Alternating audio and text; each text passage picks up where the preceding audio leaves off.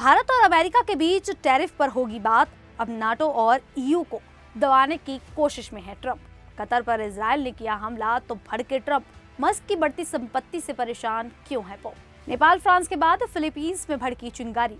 नमस्कार, मेरा नाम है शालिनी और आप देख रहे हैं द न्यूज़ 15। स्वागत है आपका हमारे खास प्रोग्राम दुनिया के हालचाल में। चलिए नजर डालते हैं इन बड़ी खबरों पर विस्तार से। अमेरिका और भारत के बीच व्यापार वार्ता एक नए चरण पर पहुंच गई है। अमेरिका के मुख्य वार्ताकार सोमवार रात भारत आ रहे हैं और मंगलवार से दोनों देशों के बीच बातचीत शुरू होगी।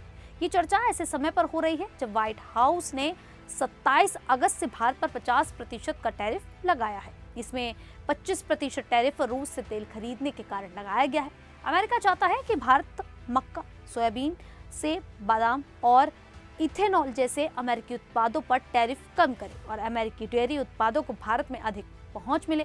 लेकिन भारत का कहना है कि अगर यह मांगे मान ली गई तो किसानों और पशुपालकों की आजीविका पर असर पड़ेगा। पिछले दिनों अमेरिकी राष्ट्रपति डोनाल्ड ट्रंप ने कहा था कि दोनों पक्ष लगातार बातचीत कर रहे हैं और समझौते की संभावना बनी हुई है। इस पर प्रधानमंत्री नरेंद्र मोदी ने सकारात्मक प्रतिक्रिया दी और कहा कि ये वार्ता भारत अमेरिका साझेदारी की असीमित भावनाओं को और मजबूत करेगी। ट्रंप ने सोशल मीडिया पर लिखा कि वे अपने अच्छे दोस्त मोदी से जल्द बातचीत करने के इच्छुक हैं। वहीं मोदी ने भी जवाब दिया कि भारत और अमेरिका घनिष्ठ मित्र और स्वाभाविक साझेदार हैं। इससे साफ है कि दोनों देशों में रिश्ते अब सुधरते नजर आ सकते हैं। तो वहीं राष्ट्रपति डोनाल्ड ट्रंप ने नाटो और यूरोपीय देशों से रूस के खिलाफ और कड़ी कार्रवाई करने की अपील कर दी है। उन्होंने यूरोप की आलोचना करते हुए कहा कि वे अभी भी रूस से तेल और प्राकृतिक गैस खरीद रहे हैं, जो सही नहीं है।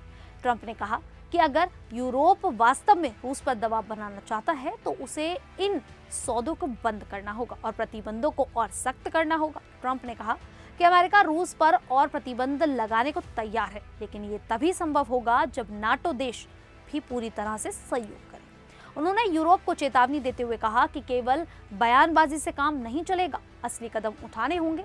यूक्रेन युद्ध को लेकर ट्रंप ने कहा कि वे शांति स्थापित करने के लिए तैयार हैं और रूस यूक्रेन के बीच वार्ता की पहल कर सकते हैं। हालांकि उन्होंने ये भी कहा कि दोनों देशों में इतनी नफरत है कि वे आमने सामने बातचीत तक नहीं कर पा रहे।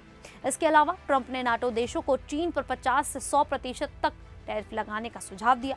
उनका कहना है कि इससे रूस और चीन के बीच का मजबूत संबंध कमजोर होगा।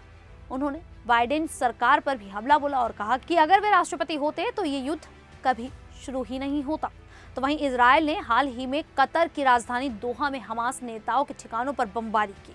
इस हमले में अरब देशों में हड़कंप मच गया है। कतर के प्रधानमंत्री शेख मोहम्मद बिन अब्दुल रहमान अल थानी ने इस पर नाराजगी जताई और कहा कि इस हमले से गाजा में बंधक बनाए गए लोगों की रिहाई की हर उम्मीद खत्म हो गई है। कतर के बयान के बाद अब अमेरिकी राष्ट्रपति डोनाल्ड ट्रंप भी सामने आए। ट्रंप ने कतर को अमेरिका का एक बड़ा सहयोगी बताया और इजराइल को चेतावनी दी कि उसे कतर के साथ अपने व्यवहार में सावधानी बरतनी चाहिए। उन्होंने कहा कि अमेरिका की पहल पर ही कतर ने वर्षों से हमास के नेताओं को शरण दी थी ताकि इजराइल और हमास के बीच बातचीत की संभावना बनी रहे। पत्रकारों ने जब ट्रंप से पूछा कि क्या वे इजराइल के प्रधानमंत्री नेतन्याहू को कोई संदेश देना चाहते हैं, तो ट्रंप ने कहा, मेरा संदेश है कि उन्हें बहुत सावधान रहना होगा, उन्हें हमास से निपटना होगा, लेकिन कतर अमेरिका का बड़ा सहयोगी है। इस बीच तुर्की में भी चिंता बढ़ गई है। तुर्की के रक्षा मंत्रालय ने कहा कि कतर में हुए ऐसे लापरवाह हमले पूरे क्षेत्र में तनाव बढ़ा सकते हैं और अगला निशाना तुर्की भी हो सकता है। तो वहीं दुनिया के सबसे बड़े ईसाई धर्मगुरु पोप लियो ने टेस्ला के सीईओ एलन मस्क की तेजी से बढ़ती संपत्ति पर चिंता जताई है। एक इंटरव्यू में पोप लियो ने कहा कि मस्क जैसे अमीर लोगों की संपत्ति जिस रफ्तार से बढ़ रही है उससे दुनिया की मुश्किलें और बढ़ सकती हैं। ये interview Catholic news website Crick's पर प्रकाशित हुआ है। पोप लियो ने बताया कि पहले कंपनी के कर्मचारियों और सीईओ की सैलरी में करीब 6 गुना का अंतर होता था, लेकिन आज ये अंतर 600 गुना तक पहुंच गया है। उनका कहना है कि मजदूरों और कर्मचारियों की तनख्वाह बढ़ने के बजाय घट रही है, जबकि सीईओ और बड़े अधिकारियों की कमाई लगातार बढ़ रही है। उन्होंने चेतावनी दी कि अगर पैसा कुछ लोगों के पास ही सिमटता गया तो दुनिया में नई लड़ाई छिड़ सकती है।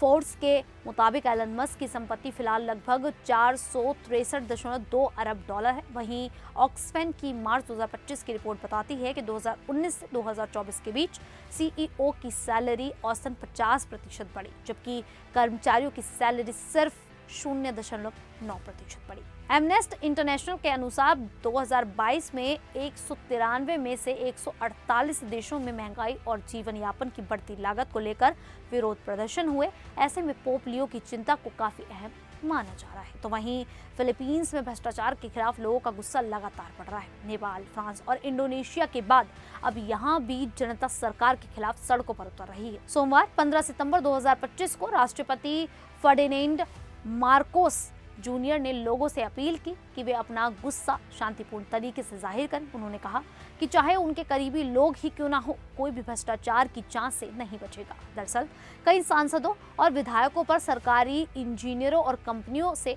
रिश्वत लेने का आरोप लगा है। ये मामला कांग्रेस की सुनवाई में भी सामने आया।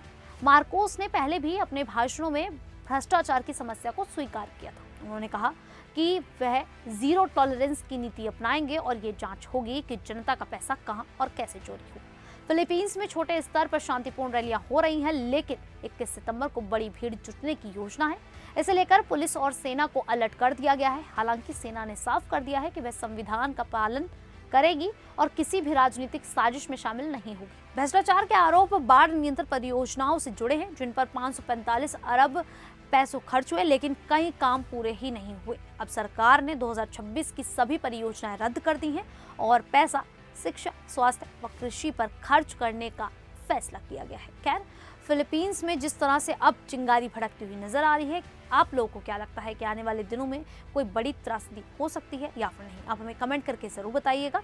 अभी के लिए इतना ही, फिर हाजिर होंगे ऐसी ही देश और दुनिया से जुड़ी बड़ी खबरों के साथ।